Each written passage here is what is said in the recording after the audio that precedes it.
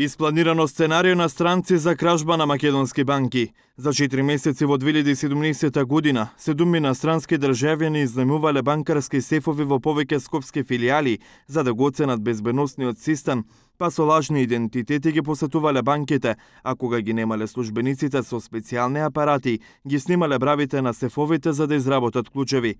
Оттаму почнала големата кражба на безмалку 2 милиони евра. Од обвинителството за организиран криминал и корупција информираат дека спроведуваат истражна постапка против 7 инострански државјани кои се осумничени за кривичните дела тешка кражба и злосторничко здружување по македонскиот кривичен законик.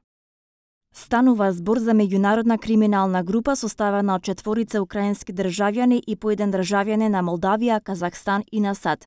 Осумничените во Република Македонија извршиле 19 тешки кражби од граѓански сефови во филијали на Шпаркаса банка и на Централна кооперативна банка во Скопје. При тоа се стекнале со противправна имотна корист од 105 милиони 638 858 денари во пари, накид и други вредни предмети.